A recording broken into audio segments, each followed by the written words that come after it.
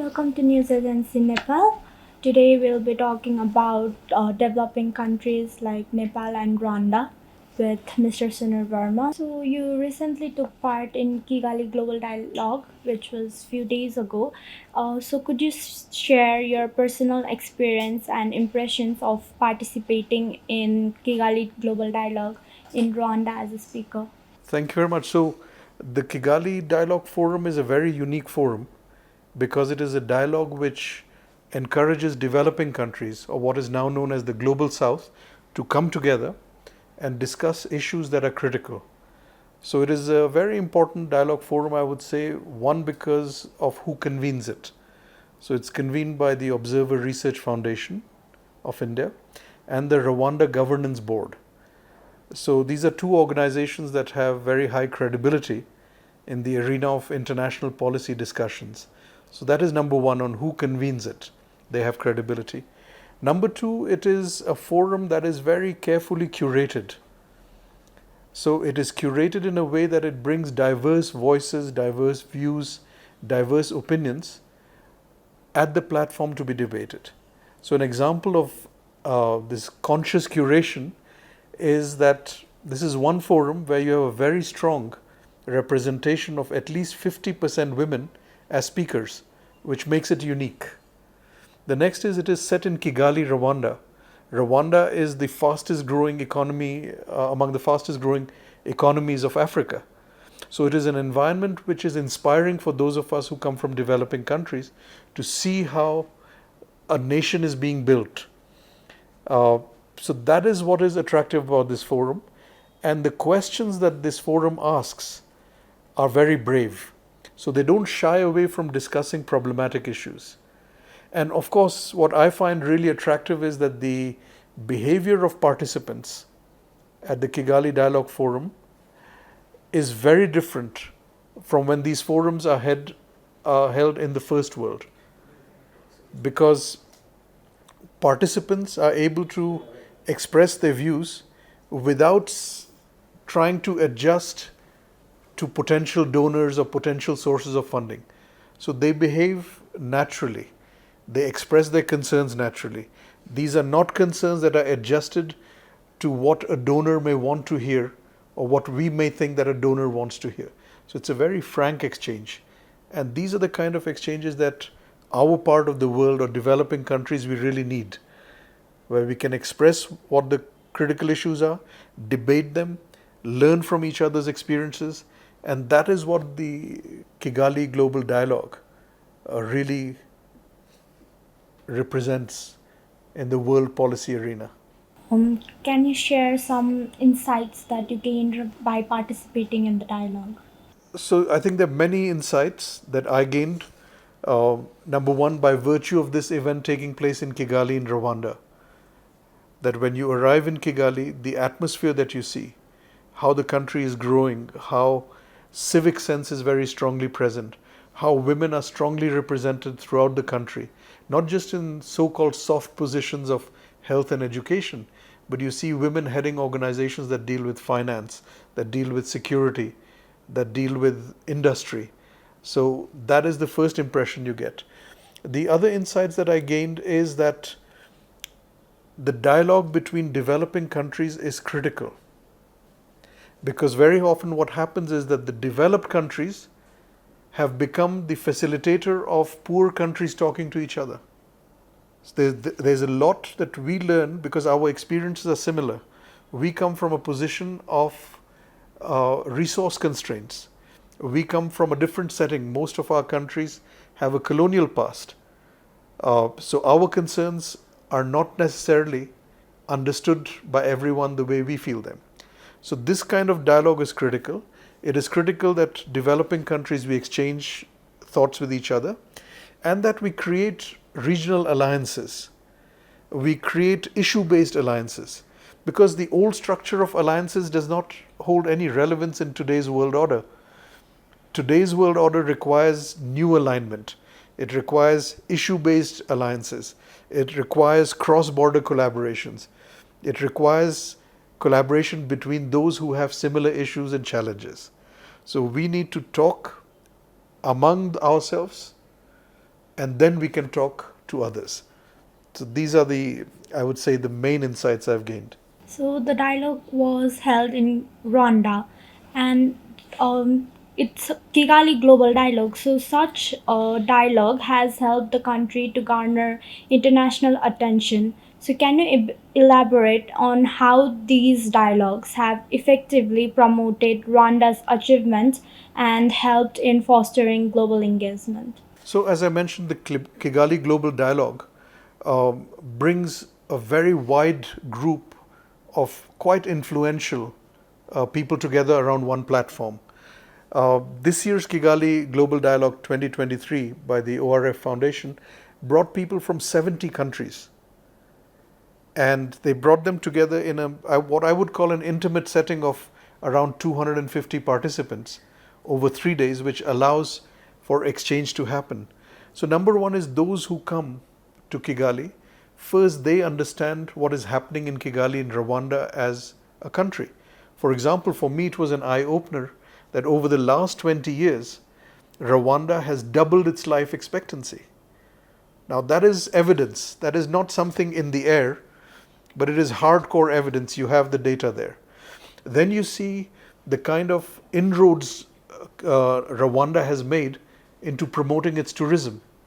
From the moment you board the flight of Rwanda Air and you land at Kigali airport, you reach your hotel, you are surrounded by very discreet but effective messaging on tourism. So these are some of the things that happen when you host a dialogue in Kigali. One is influential participants get to see what your country is doing. Second, they begin to see what are the partnership opportunities to learn from each other, to exchange ideas. So that is a massive gain for a country in terms of goodwill. And you see that in Nepal also, that people who came to Nepal as young tourists when they were, let's say, 17, 18, 19, 20, they come back to this country as ambassadors, they come back to Nepal as high officials from different governments. So the goodwill that they gained at the age of 17 to 20 still exists in their hearts. And that is what happens when policymakers come to a place like Rwanda and see good governance in action. And they carry it back as a message to their policy circles. I think that is a very effective goodwill campaign that a country like Rwanda does by hosting such important dialogues as the Kigali Global Dialogue. Rwanda has made some significant improvement in development despite the genocide that occurred not long ago. So, what are the factors or strategies? What do you believe contributed to Rwanda's transformation into like current Africa's fastest developing nation? So, transformation is the word that describes Rwanda. Number one is visionary leadership. So, Rwanda's President Paul Kagame has articulated a very clear vision for his country and where he would like to see the country. So, there is a long term vision which has been very clearly articulated, along with a roadmap on how they want to achieve it. So, it's not just talking in the air, but it is a concrete vision with concrete plans on how to walk down that road. That's number one. Number two is good governance, which means an intent and an action to control corruption and increase transparency in any public dealing. And that comes across very strongly in Rwanda, how the government of Rwanda is using technology to counter any kind of non transparent action or corruption. Number third is investing in human resources. So Rwanda is heavily investing into quality education and healthcare for all its citizens. Universal health coverage is something that is high on the agenda of Rwanda. They have modified the curriculum in schools. They have created one national identity. The next is a very strong focus on gender equity. So focus on the girl child and women, making sure that they have a voice at the top decision making table. So these are some of the critical things that Rwanda has done, which are absolutely admirable and very visible.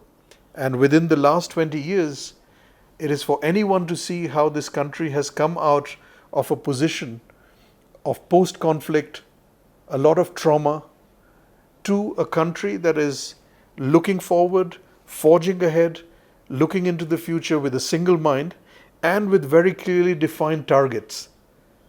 And that I find absolutely fascinating. So, like you said, the transition from society torn by violence and ethnicity, and now it is embracing its unity. So that transition is indeed remarkable for like a landlocked country or a small country like Rwanda.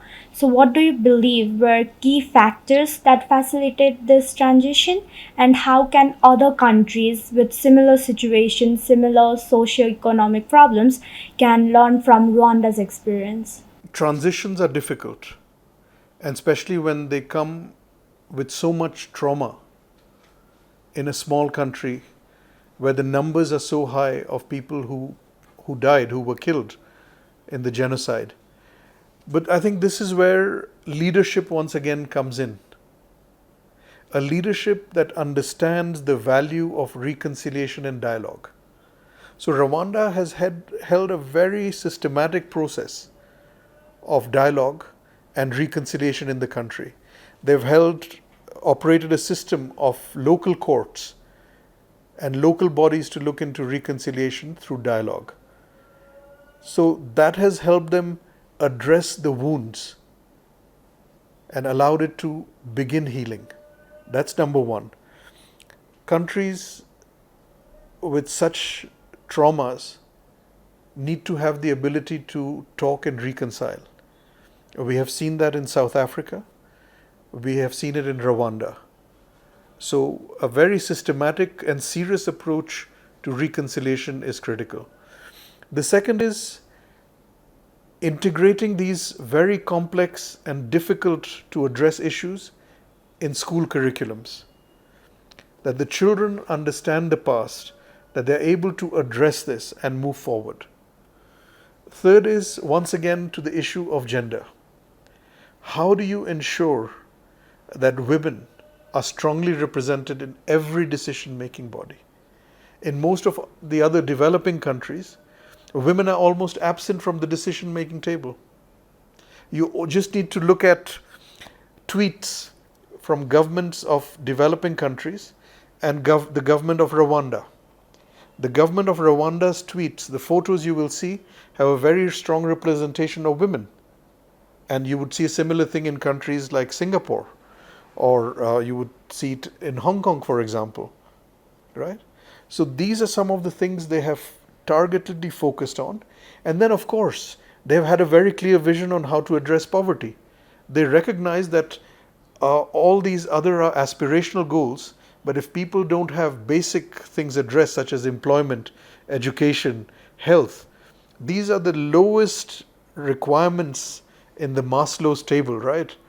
So if people are hungry, uneducated, illiterate, you cannot build a nation. And Rwanda has understood it, they have committed to it, and one can see that these are things that form each and every decision of theirs as a policy. So that is what I think has helped them get past this very traumatic history that they have had.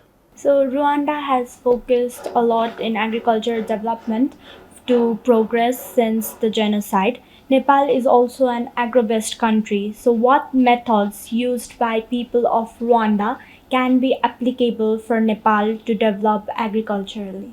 So you see, I don't think Rwanda and what it is achieving should be treated in segments, or what is Rwanda doing in agriculture, or what is Rwanda doing well in health, or what is Rwanda doing well in education.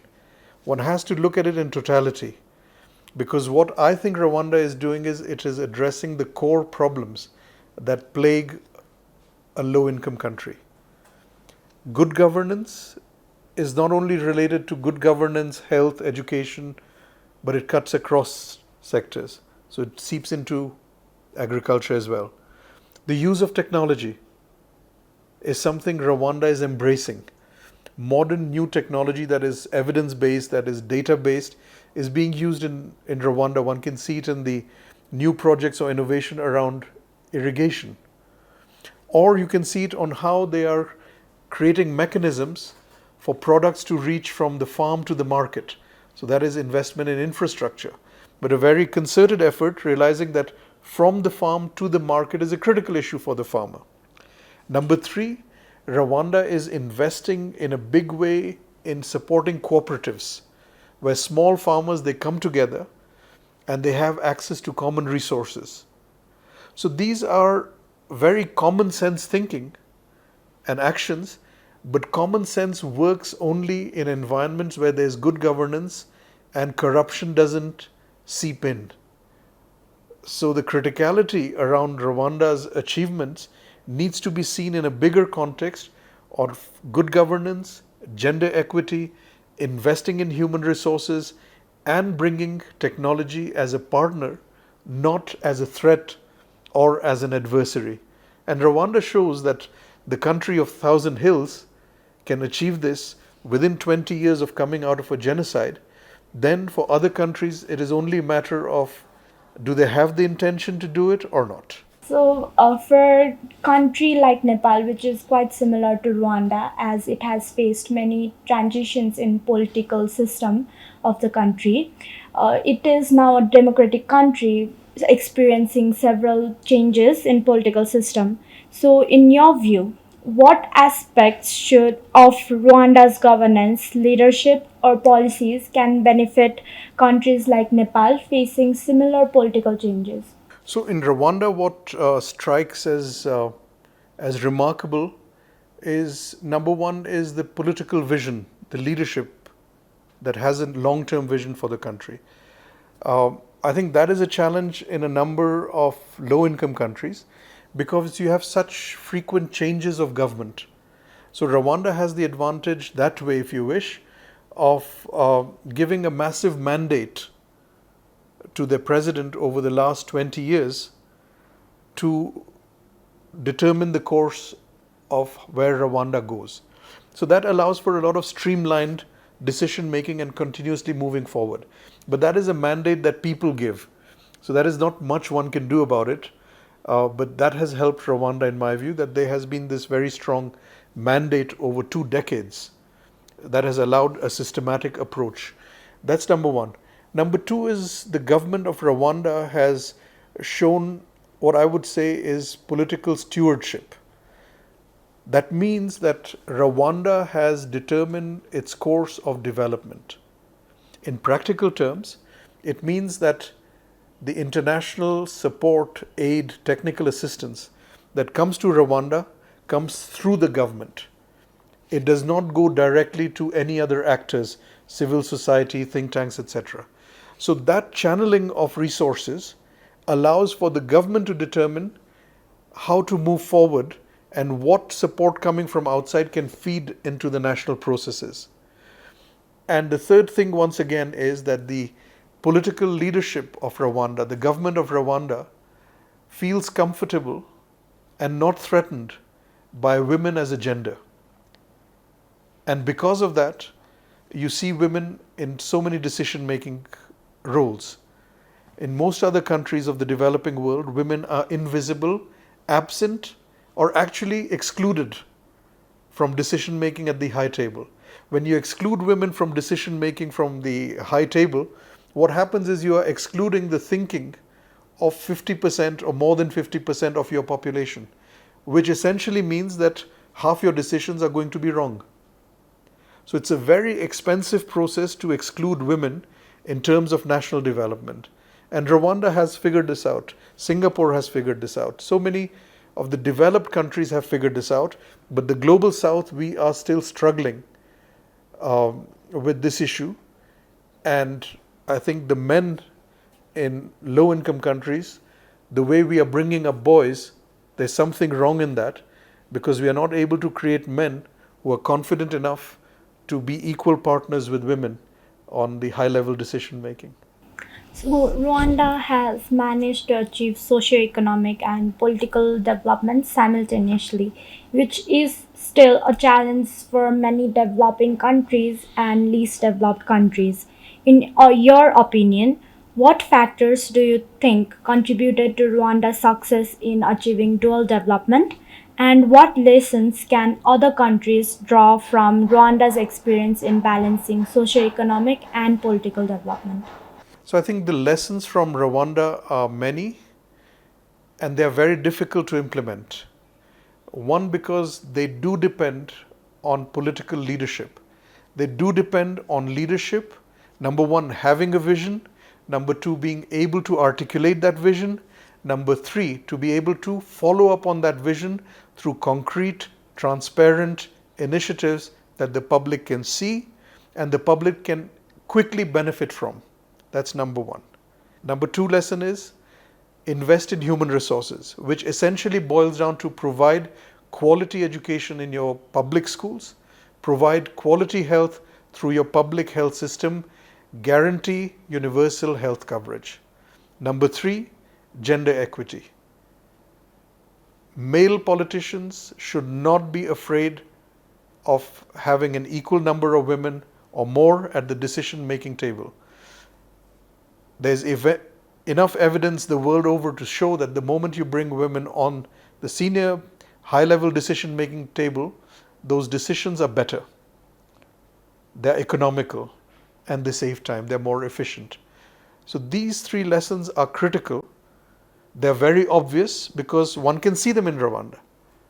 It is not on a report or talk. You see it at the Kigali Dialogue Forum when you look at the speakers that were from Rwanda, whether it is the health minister of Rwanda, whether it was the governor, the CEO of Rwanda Governance Board, whether it was other top leadership who spoke there, these were all women.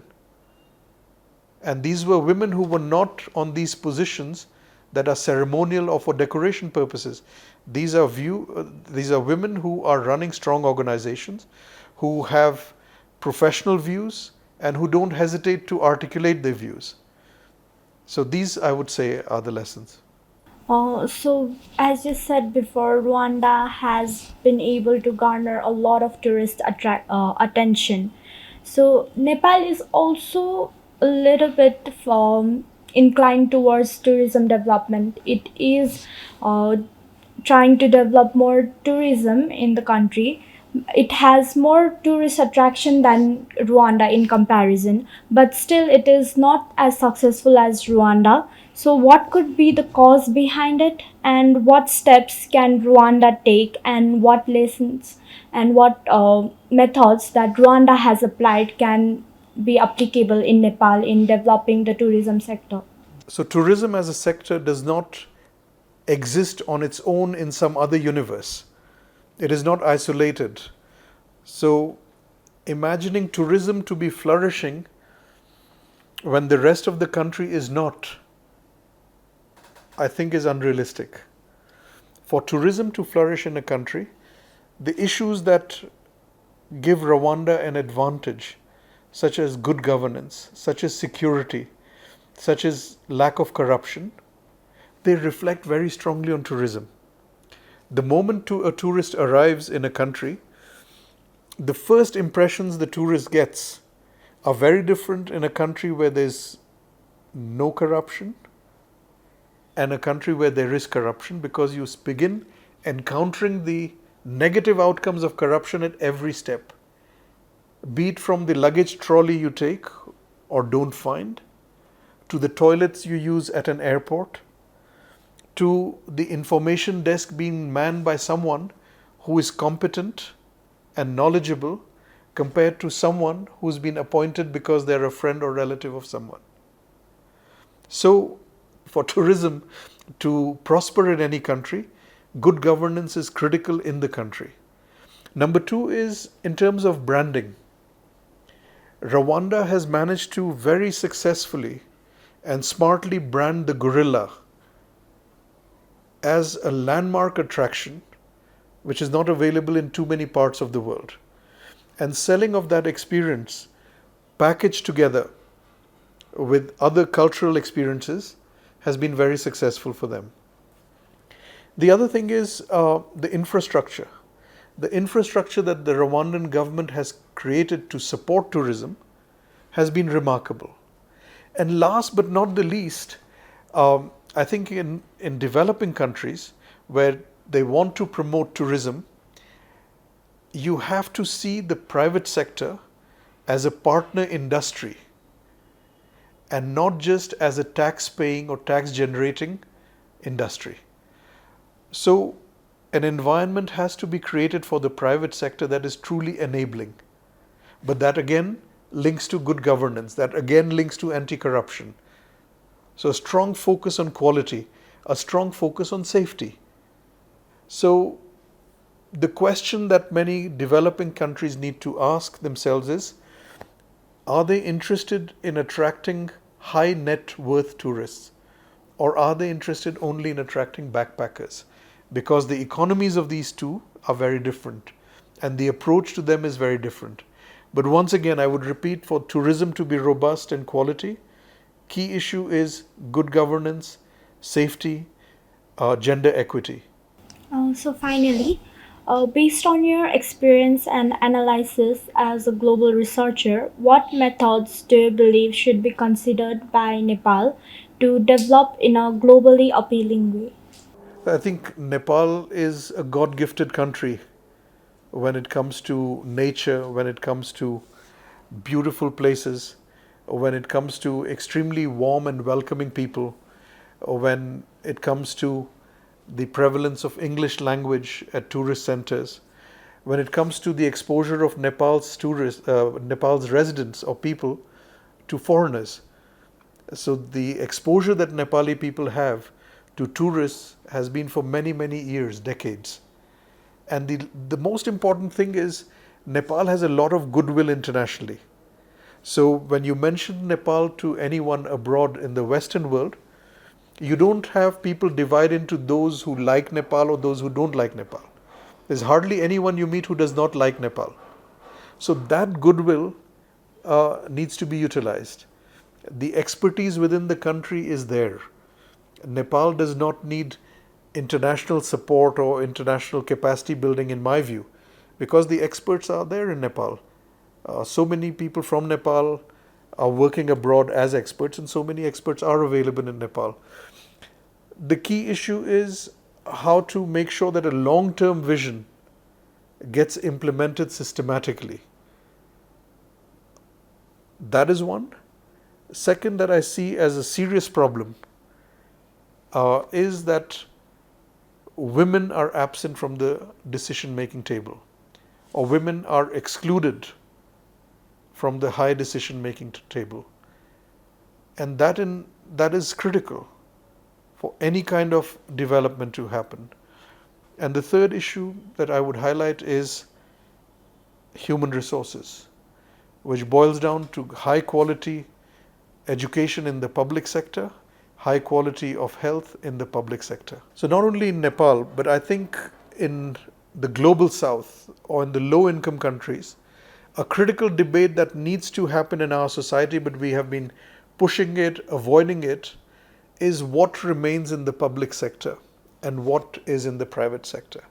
There is this view sometimes that has been pushed that privatization is the solution to every problem of quality in the public sector.